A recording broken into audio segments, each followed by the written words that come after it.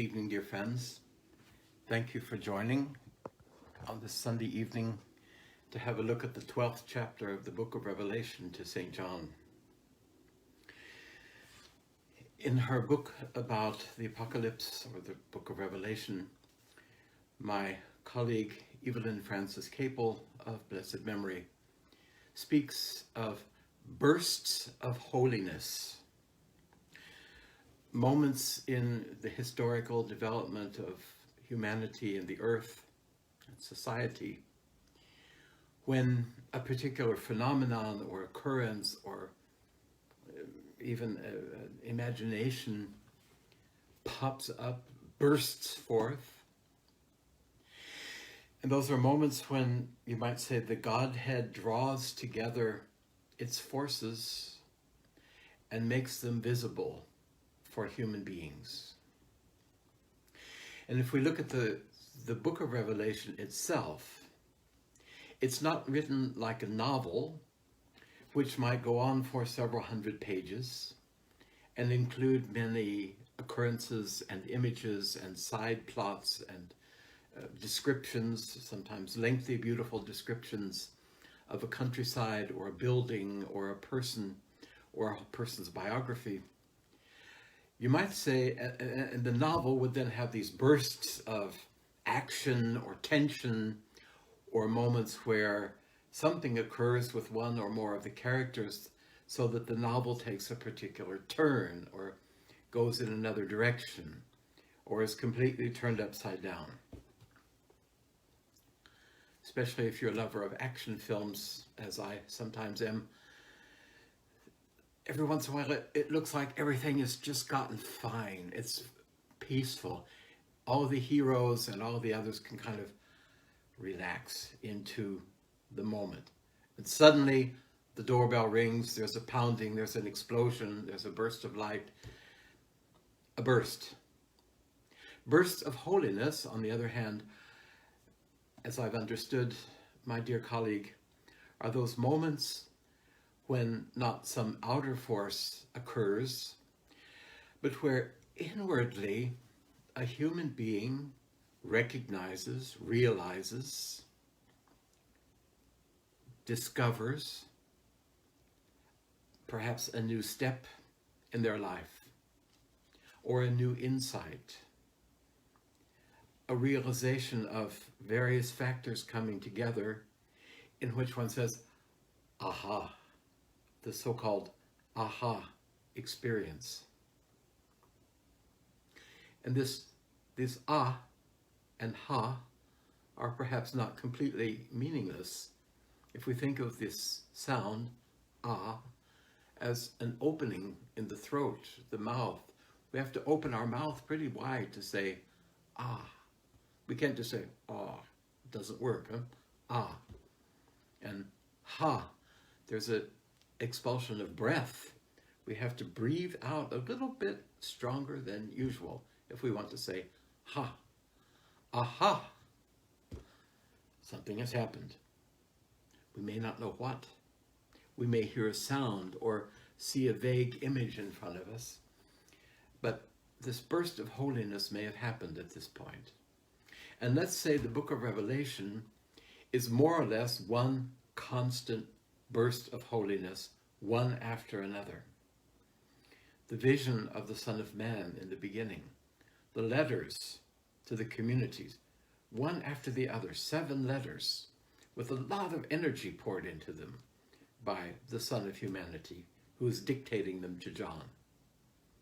And then this vision in the heavens, which on the one hand I characterized as a moment of peace, as a moment of rest almost, where just the whole panorama of the heavenly world becomes visible, but where then the tension or the next burst of holiness occurs when the book with the 7 seals it appears and no one is worthy to open it. And then there's a great dilemma, a great silence in the heavens for a particularly long period. And it goes on, the Lamb, worthy to open the seals. Each seal provides a burst of holiness. And at the end of the seals, the 7 trumpets appear, and each of the trumpets blasts forth a new message.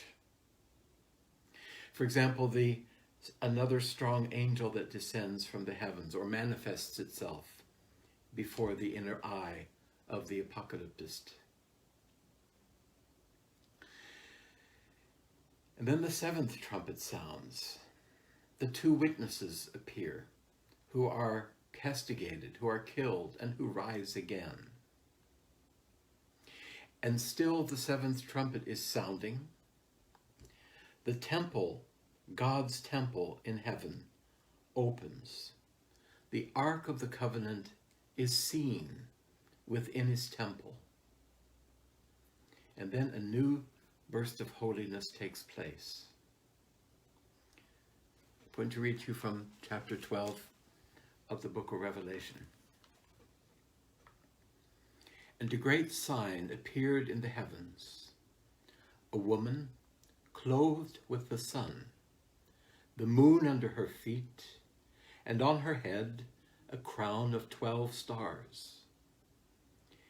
She was with child, and she cried out in the pangs of birth, in anguish for her delivery. That's the one burst of holiness. And another sign appeared in heaven.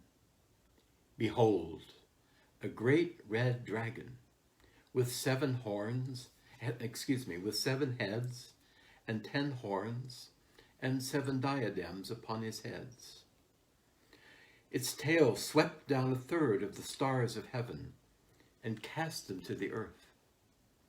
And the dragon stood before the woman who was about to bear a child, that it might devour the child when she brings it forth. She brought forth a male child, one who is to rule all the nations with a rod of iron. But her child was swept away to God and to his throne. And the woman fled into the wilderness, where she has a place prepared by God, in which to be nourished for 1,260 days. This is the first burst of holiness in this portent, this sign. The temple has opened.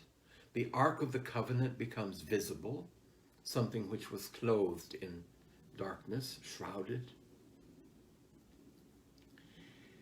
And what do we see? A woman. You might say, up until now, the energy of the book of Revelation has been pretty masculine. We begin with the son of humanity, a masculine feature. And please, dear friends, when I say masculine and feminine, I do not mean man and woman in the earthly sense. This gets confused constantly. Masculine energy, feminine energy are not the same. They are, however, of equal value. Please remember that. It's been very masculine, the book of Revelation. And now in this, almost the center, you might say the heart, the inner space of the book of Revelation, a sign appears in heaven, as if we haven't been in heaven the whole time. So you wonder, are we advancing to a yet deeper place in the heavenly worlds? A sign appeared in heaven, a woman clothed with the sun, the moon under her feet, on her head a crown of 12 stars. In itself a beautiful, majestic, almost static picture. But then we hear that she is in the pangs of birth. She is delivering a child. Now, I don't think we should experience this all too materially. The women among you who have borne a child, or the others of us who have stood next to a woman bearing a child, know or have experienced that the birth of a child on the earth is a very dramatic event. And I recall the birth of each of my 4 children, and I've heard this from others. There comes a moment where you say, I can't go on. This has to stop. And yet inwardly you know, and with your understanding, you know the birth process cannot simply be stopped. You can't send the child back and say, why don't you go play somewhere else? That doesn't work.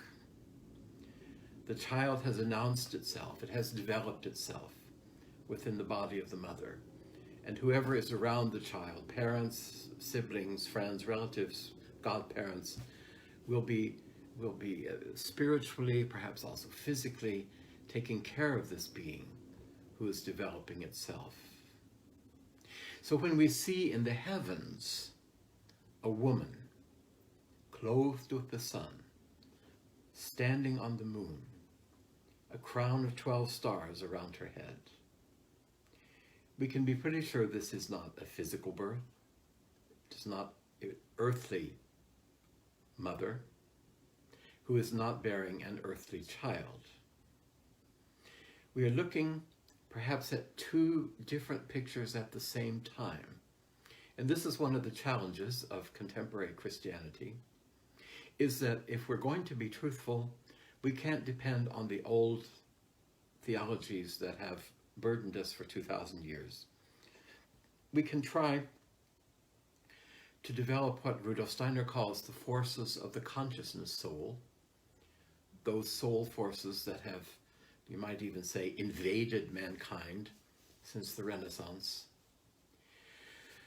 that from time to time cause us, challenge us to look at 2 seemingly contradictory things at the same time and accept both of them as being not only valuable but also valid.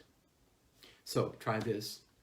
In this picture of the woman clothed with the sun, the moon under her feet, the stars around her head, crying out in the pangs of childbirth, we could say we are going back to the original creation of the human being.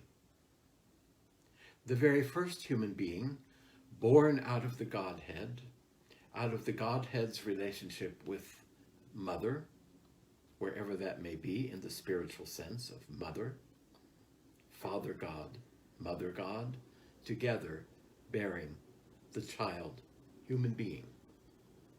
And this would have been surrounded by forces such as those of the sun, would have been resting on such forces as are carried by the moon, and would have been enlivened by the forces represented by the stars in ancient times, long before anything existed that we can even vaguely call the physical world or the material world.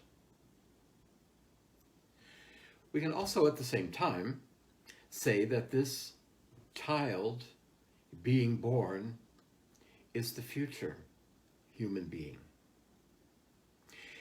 And then that future human being who, in his own right, within its own powers, will be able to clothe itself with the sun, who will be able to stand on the forces of the moon, and who will be able to work with the forces of the stars. All of these forces the mother can give to her child as she is bearing it. Find it far-fetched, that's fine with me. It's my attempt to understand this picture and to make a little bit of sense out of it.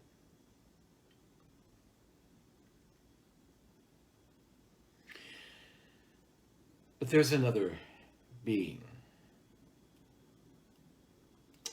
So this beautiful, peaceful, but also dramatic picture of the woman bearing the child. If you look at this 5th seal developed by Rudolf Steiner that I put in the announcement of this contemplation, I'll put it in the comments later. We see the woman clothed with the sun, standing on the moon, in a rather dramatic gesture, something like this. This is not just a prayerful devotional gesture or something of desperation, but her right arm is lifted up. Her left arm seems to be encircling her middle. And exactly in her middle, I would say the stomach, the lower part of the upper body, is the round diadem, the most dramatic part of the sun. And we see the sun raying out into the universe, we might say. We see the 12 stars around her head, and we see one of her feet firmly planted on the moon, the new moon, you might say, and the other foot is just about to set foot on it. And under the moon, we see the picture of the red dragon with the 7 heads, the 10 horns, and 7 diadems. This is a very unharmonious picture. 7 heads, 10 horns, and 7 diadems.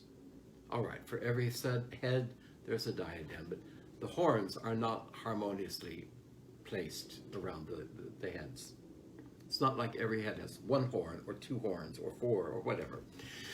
So this dragon, this red dragon, red, the color of war, the color of conflict, Mars forces. A third of the stars are cast out of the heavens. So this dragon is not a material dragon, not like one of the Harry Potter dragons that breathes fire and whacks the heroes with its tail. This is a dragon that is a spiritual being. We might think it's a monster. It is a spiritual being, and not some teeny tiny insignificant spiritual being. If this dragon is able to approach this woman who is bearing the child of the future, it's got to be a pretty powerful, high-ranking being. It's not just any old creature. It stands before the child, stands, does not creep, does not just wiggle around in front of it, but stands before the child, the woman who is about to bear the child, that it might devour the child. So it's already cast a third of the stars, already said a third of the cosmic forces are invalid. They're not working. I've thrown them out of their course. And then waiting to devour this child as soon as it is born. The child is then described in this strange moment, one who is to rule all the nations with a rod of iron. That sounds a little martial as well. Yet, if we think of iron not only in its material being, just a sword or a staff or a rod of iron like we see when they're making the roads, you see this weaving of the iron, but iron as a quality. This child is being born with iron in its blood, in its being. This is a being who will rule all the nations. Watch out for this word, all. It's a dangerous word. It encompasses a lot. All the nations will be ruled by this being with a rod of iron. The child does not end up in one of the many mouths of the dragon. The child is swept away to God and to his throne. Then we might think back to those pictures of the throne in chapters 4 and 5, in this peaceful, beautiful, yet dynamic area of the heavenly world, where in the center was a throne with the 24 thrones around it and the seven spirits before it and the 4 living creatures. And there this child, which is born of the, we might say, the eternal mother, the archetypical mother, the mother with a capital T, is swept away to God and his throne. And there, we're going to have to wait and find out what happens to this child. The woman flees into the wilderness, where she has a place prepared by God, in which to be nourished for 1,260 days. Wilderness. It's the Greek word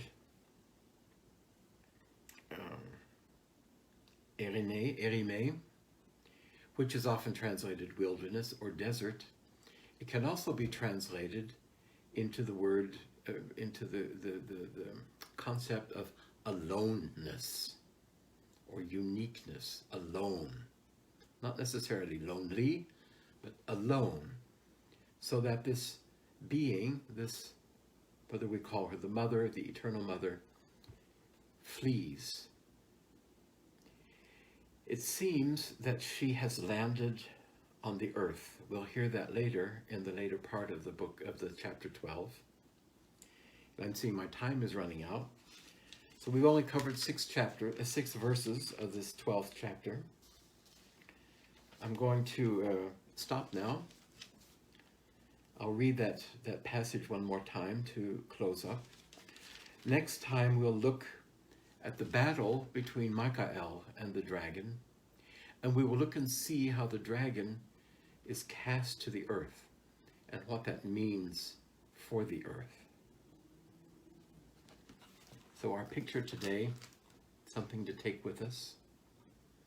And a great sign appeared in heaven, a woman clothed with the sun, with the moon under her feet, and on her head a crown of 12 stars. She was with child, and she cried out in the pangs of birth, in anguish for her delivery. And another sign appeared in heaven. Behold, a great dragon, with 7 heads and 10 horns, and 7 diadems upon its heads. Its tail swept 1/3 of the stars of heaven down and cast them to the earth. And the dragon stood before the woman who was about to bear a child, that it might devour the child when she brought it forth. She brought forth a male child, one who is to rule all the nations with a rod of iron. But her child was caught up to God and to his throne, and the woman fled into the wilderness, where she has a place prepared by God, in which to be nourished for 1,260 days.